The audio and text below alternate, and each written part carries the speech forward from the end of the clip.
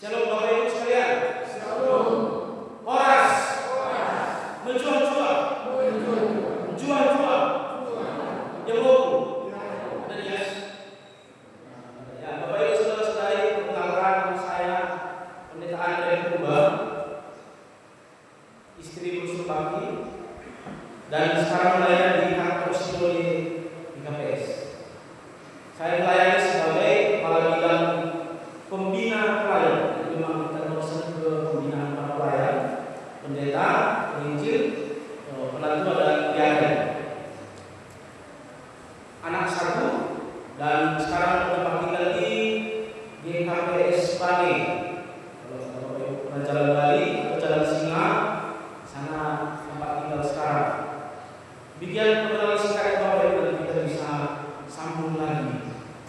Siapa di sini Bapak Ibu yang berladang? Ada yang berladang? Tidak ada. Yang pernah berladang? Ada. Kalau berladang harapannya cuma satu. Orang berladang harapannya kan cuma panen berhasil, satu paket dengan harga yang mendukung. Ada orang berladang untuk ekonomi, nggak ada. Nah, Bapak Ibu, kalau seandainya kita seorang petani, kita akan begitu mengerti firman ini. Kenapa? Karena Yesus menyampaikan perumpamaan ini kan supaya menyederhanakan bahasa surgawi menjadi bahasa yang lebih membumi. Yesus tahu bahwa orang-orang yang ada di depannya itu kan bukan orang-orang hebat. Di mana ini peristiwanya? Ini peristiwanya mereka dari pinggiran pantainya danau. Dia tahu dia berhadapan dengan siapa, sehingga dia membuat perumpamaan dengan bahasa yang bisa dimengerti orang lain. Bahkan sebelum masuk perumpamaan kita tahu bahwa Yesus sudah hadir bagi siapa. Kemudian kita sudah tahu bahkan dalam teks sendiri tadi sudah dijelaskan Bapak Ibu, penjelasan maksudnya sudah ada. Ayat 1 sampai ayat 9 tadi perumpamaannya, ayat 18 sampai ayat 23 itu adalah penjelasannya. Nah, kalau ditanya kepada kita semua yang hadir di sini, sebenarnya kalau saya akan mungkin menyederhanakan lagi, kita yang mana? Itu aja pertanyaannya. Bapak Ibu, tadi ada 3 level ya. Jatuh di dajaran, jatuh di tempat terbang, jatuh di tempat berduri, jatuh di tanah yang subur. Nah, pertanyaannya mungkin sederhana saja, kita yang mana sekarang ini? Tanah, jika benih itu jatuh di tanah yang di jalan, saya tidak nanti bisa koreksi saya. Kalau dibilang benih itu jatuh di jalan, kalau dalam bahasa kalau yang orang kasih orang berkata, ini yang namanya mekun.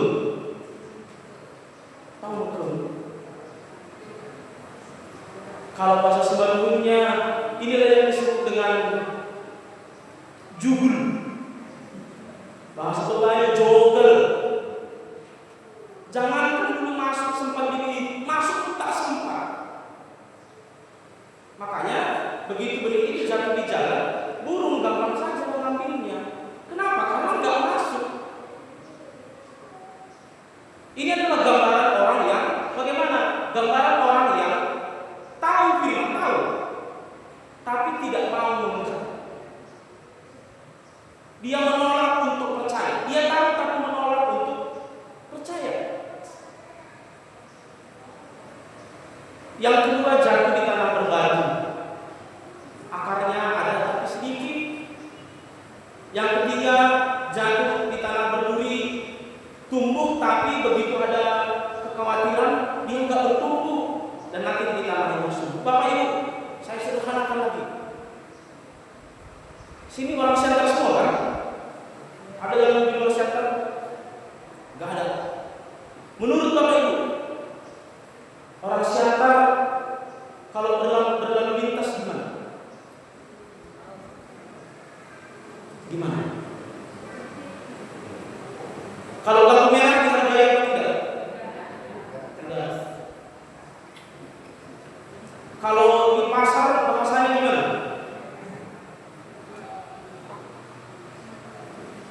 Maka ini aja Bapak Ibu. Jadi kalau pendeta kita mau katakan ke Bapak Ibu begini, firman Tuhan itu tidak pernah ngomong bagaimana kita di surga nanti. Fokusnya nggak pernah hal ini. Fokusnya selalu bagaimana kita di dunia ini. Bisa saja khotbahnya hebat, bisa saja kita terharu dengan khotbah, tapi ketemu lampu merah nanti keluar kata-kata mutiara. Ada yang pernah lagi, jangan-jangan sebelum gereja pun berantem dulu. Pulang gereja pun, di gereja kita bisa mungkin menunjukkan sikap yang berwibawa. Pulang gereja di bawah kita hilang. Orang yang hidup dalam firman Tuhan disebutkan tadi berakar kuat berbuah lebat. Artinya, namanya juga berakar kuat berbuah lebat. Dia tidak akan berbeda ketika mendengarkan firman di gereja dengan di luar gereja. Sering sekali kita menjadi lemah karena apa? Karena kita sepertinya di gereja itu terharu, tapi di luar gereja kita lupa dengan apa yang kita dengarkan di dalam gereja. Jadi tiga gambaran penerimaan firman tadi itu adalah gambaran orang yang tidak menghidupi firman, meski dia terima firman, nggak mau berakar, nggak mau berdoa. Makanya Bapak Ibu, mungkin perlu kali dibuat penelitian yang nggak bisa. Lampu merah jalan balik, bilang daerah saya. Kira-kira berapa orang Kristen yang menerobos lampu merah itu? Perlu. Rajin nggak gereja? Atau jangan-jangan gara-gara ke gereja sehingga dia menerobos lampu lalu lintas. Dia mau melanggar perintah hanya demi mendengar perintah. Tidak masuk akal ini. Mungkin juga bisa dikaji berapa di antara kita yang rajin ke gereja tetapi sudah bertahun-tahun dengan saudara nggak ngomong. Kita ngomong surga kan? Kita ngomong surga, kita bicara Tuhan ampunilah segala dosa. Tadi dalam kirim baru, Tuhan hapuskanlah segala pelanggaranku. Oke, bagus. Itu suatu pengakuan, tapi tindakannya apa? Sama juga itu kalau kita pesta-pesta. Saya nggak tahu jemaat ke GKI Gunung Sinabung. 2 minggu ini banyak pesta nggak, Bapak Ibu? Banyak kali di sekolah kan, banyak keundangan sampai ke rumah. Banyak. Berapalah pertama ini upahnya? Berapa? Banyak kan? Waktu di pesta kebetulan kita barisan daripada kalian buku, ulang-ulang atau ombol. Disuruh masih nasihat ke pananggolannya, ke berenya, ke derenya. Saya tanya dulu ibu, kalau lagi kita urulannya kalian buku atau ombol atau ulang-ulang, bapak kita jaga ngomong nggak ibu? Gak usah takut ibu, gak usah takut. Jago kan? Tapi siapa yang paling tahu soal kelakuan yang bapak ini? Ibu. Apalagi ini kalau taruh di sentuh bendera, itu gini kan, ulusnya. Jadi kau merek, ini baru kali ini kau sayangi lah. Rendah hatilah kau. Dan harus mampu bertanggung jawab. Kata tulang ini ke derenya. Padahal tadi malam masih tampari dengan tulang ini. Ini kenyataan di kita bahwa banyak orang tahu nilai-nilai kebaikan, tapi banyak orang memilihnya tidak mau mengerjakan. Kita tahu bahwa setiap minggu kita bilang Tuhan ampunilah dosa kami seperti kami mengampuni dosa orang yang bersalah kepada kami. Masalahnya pekerjaan pengampunan itu bagaimana? Apakah kita mau berdamai dengan cimbang kita yang mengambil harta yang seharusnya milik kita itu? Maukah kita berdamai dengan botol kita, tulang kita yang seharusnya bagiannya anak beruk atau boru diserobotnya semua? Mau berdamai? Maukah kita berdamai dengan orang tua kita yang sepertinya dia pilih kasih ke abang ini, kalau sama kayak tulang dia? Mau nggak berdamai?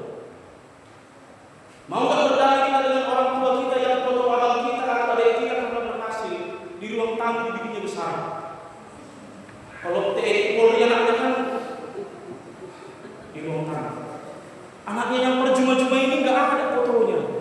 Maunya kan ada lagi gini. Oh iya ada. Masa beda? Tapi sama-sama anak. Mau berdamai dengan orang tua yang sudah lama kita rawat.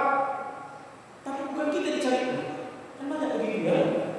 Sudah ini merawat anak dari anak perempuan merawat sampai tua. Mana anak itu tadi? Sedikit hati kali gitu ya. Firman Tuhan berbicara di dalam seluruh aspek hidup kita. Jadi bukan soal terlihat surgawi. Bukan.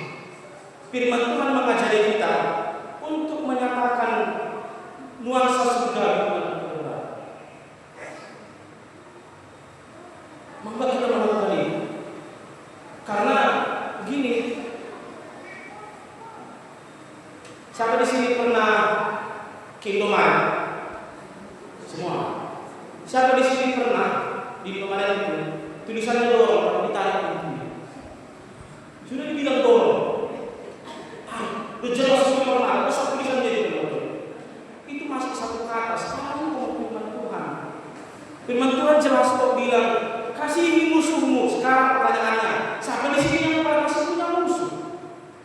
Jika ada, tentu kita tahu perintahnya, tapi kita memilih untuk tidak mengerjakannya. Ini yang disebut dengan tidak berakal kuat. Jadi kenapa dikatakan menjadilah tanah yang subur? Artinya apa? Firman Tuhan itu masuk ke tanah yang subur. Jika hati kita adalah tanah yang subur, benih itu betul-betul masuk. Benih itu betul-betul tumbuh di dalam, berakar ke bawah dan berbuah di atas. Apa artinya itu? Akar itu tidak terlihat, tapi dari akarlah muncul nutrisi yang memberikan pertumbuhan ke atas.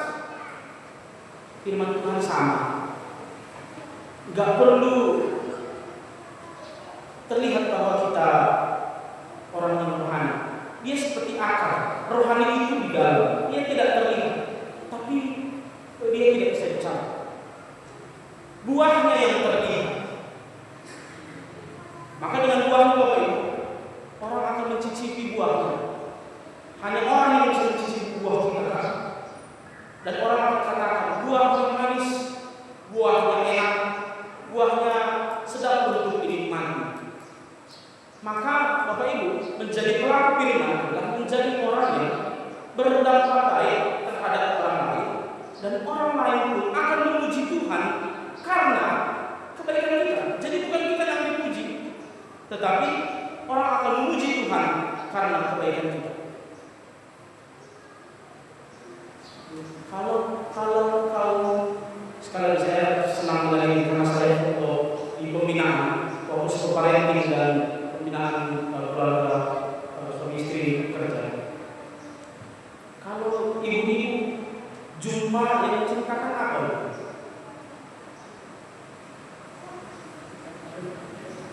Ada PA komisi ibu. Pulang PA yang dikerjakan apa?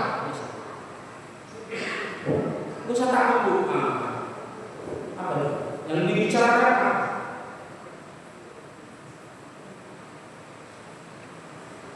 Ada yang suka membicarakan pergumulan hidup. Jadi sepanjang-panjang dia hidup yang diceritakan pergumulan. Ada? Nah, sudah dia bercerita pergumulan hidup, datang kawannya, biasanya responnya apa Ibu? Aduh, aku tadi nyuci, Kak, punggungku sakit kali, kayaknya ada yang salah ini, bekas operasi dan sebagainya. Biasanya jawaban kawannya apa Ibu? Kalau ceritanya begini, kambal kayak gitu. Biasanya begitu, kambal kayak gitu. Aku, aduh sempat lagi. Itu namanya grieving competition. Apa ya? Berlomba pada susah.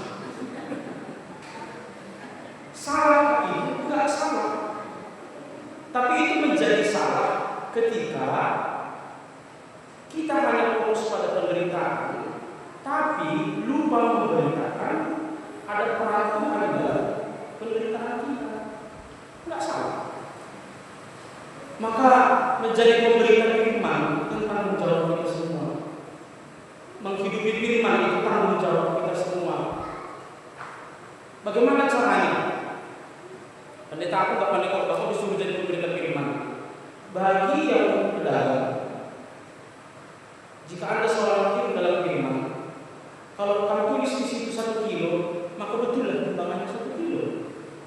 Jangan 9 on. Bagi seseorang yang punya pekerjaan di kantor dari mana, maka jika slip gaji kamu segitu, gak usah dicari sampingan-sampingan dalam arti mengorbankan hukum dan orang lain. Bagi kita yang menjual sesuatu, jika kita bilang ke pedagang barangnya bagus, maka katakan bagus. Jika kurang bagus, katakan kurang bagus. Menjadi orang yang hidup dalam firman itu, saya mau katakan begini, jangan pisahkan gereja sebagai ruang sakral, gereja gede, dan gereja sebagai ruang sekuler yang di luar gereja ini. Itu nggak boleh dipisahkan. Jangan pasangkan Tuhan seolah-olah kalau di gereja ada Tuhan, di tempat kerja Tuhan tolong pahami saya butuh uang, maka saya mencuri. Nggak boleh. Gereja sesungguhnya bukanlah gereja yang dikurung dalam gedung, tapi gereja yang sesungguhnya itu adalah gereja di mana kita hadir menyatakan kehendak Tuhan. Jadi memang agak berat menjadi gereja. Jadi bagi yang belum berdamai dengan orang-orang tertentu, maka katakan jika Tuhan hadir di gereja, di gedung gereja, Tuhan juga hadir dalam keluarga kami, maka kita damai. Gereja juga hadir, firman Tuhan juga hadir di ruang kerja kita, firman Tuhan juga hadir bahkan bagi anak muda di ruang digital kita. Hidup kita ini diterangi oleh firman, iya, tetapi jangan dipilih-pilih. Di sini ada firmannya, di sana ada firmannya, nggak boleh. Itu namanya mengatakan kuat. Artinya apa? Mau digimanain pun, mau apapun godaannya, akarnya itu nggak bisa bergeser, nggak bisa terganti. Buahnya itu tetap manis, nggak bisa dibohongi. Maka seseorang yang hidup dalam firman, mengakar dalam firman dan berbuah dalam firman, Bapak Ibu, dimanapun, kapanpun, bagaimanapun, dia tetap berjuang untuk melakukan yang Tuhan mau. Sama juga seperti kami pelayan ini, takkan menilai kami. Tidak boleh tidak kami dengan ketika kami pakai toga dengan kami tidak pakai toga, tidak boleh. Makanya ada video yang ada keluarga pendeta, anaknya bilang begini, aku senang kali kalau pakai minggu. Kenapa? Bapak kalau pakai jubah yang hitam itu ngomong kan. Terus, tapi kalau di rumah merepet aja. Jadi lebih suka dia pakai ini, karena nggak mungkin bapak ngajak pakai ini. Ini kan namanya iman bongkar pasang. Di gereja dia tampil baik, begitu keluar dia luar biasa bandit. Apa sama dengan kita Bapak Ibu? Gereja sejati itu adalah ketika kita dalam kehidupan kita setiap hari. Bagi yang kuliah, gereja hadir di ruang kuliahmu, Tuhan hadir di ruang kuliahmu. Bagi orang tua kami yang lansia, ada beberapa orang tua kami yang lansia. Oh, saya tidak tahu. Di sini ada komisi lansia. Ada lagu yang lansia. Pagi bulan lansia hingga berguna. Tuhan kan justru begini buat orang tua kami. Karena kebaikan Tuhan lah, sehingga Bapak Ibu orang tua kami mencicipi usia lansia. Sebab apa? Bukankah pertolongan Tuhan yang mengantarkan Bapak Ibu dari lahir tidak punya rambut, kemudian rambutnya hitam, rambutnya putih, kemudian habis dengan rambutnya. Bukankah pengertian Tuhan? Jadi Bapak Ibu saudara-saudari, sekali lagi ditanya kita melalui firman ini, ada 4 benih yang di jalan itu ibarat orang yang tahu tapi menolak. Benih yang tumbuh di bebatuan itu tahu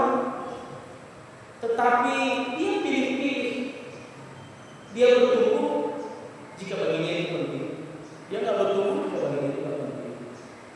Tidak berbuah juga. Benih yang tumbuh di duri-duri itu adalah ketika dia ditekan. Dia ditekan dunia ini. Bapak kebetulan saya baru jalan 2 tahun masih di Sumatera Barat. Sebelumnya saya dari Denpasar. Denpasar saya 5 tahun di Surabaya dan di Batam. Minggu pertama baik kali saya di Siantar ini.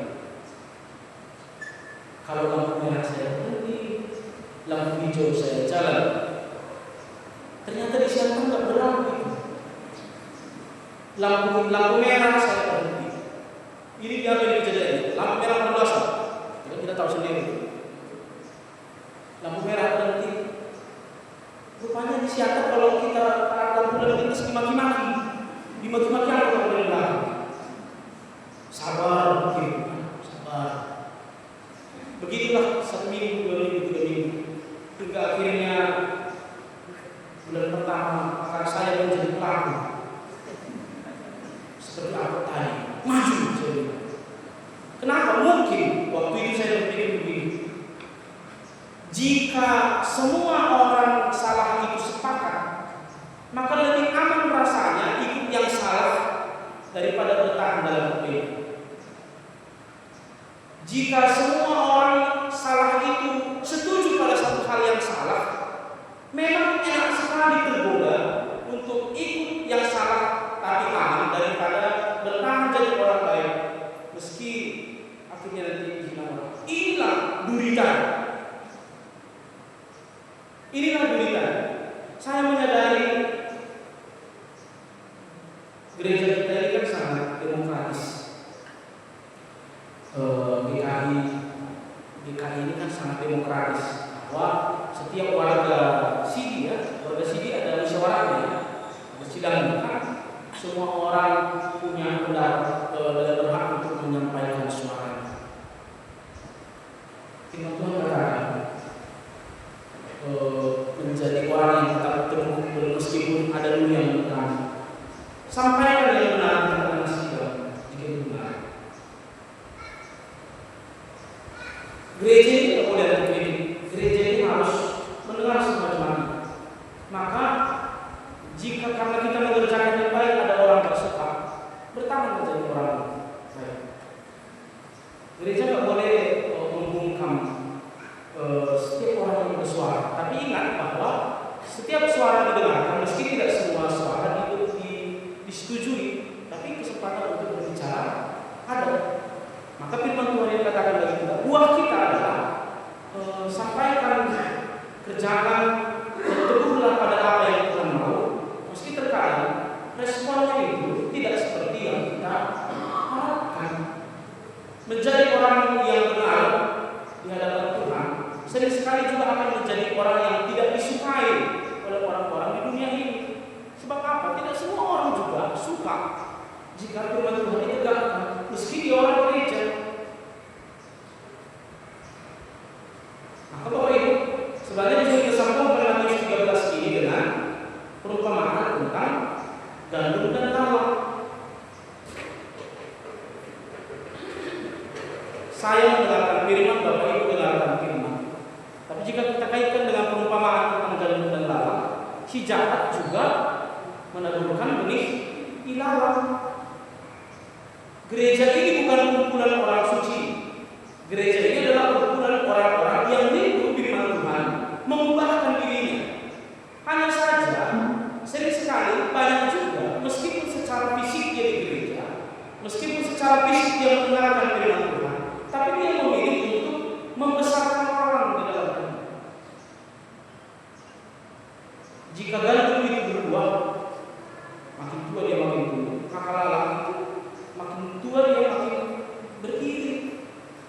Maka ini juga menjadi satu koreksi besar bagi kita. Apakah di gereja ini saya menghasilkan buah atau saya menjadi lalang, menjadi hama? Dan jika ada waktu yang masih Tuhan berikan, maka datanglah ke gereja sebagai orang yang ingin diubahkan, bukan sebagai orang yang menuntut orang lain berubah.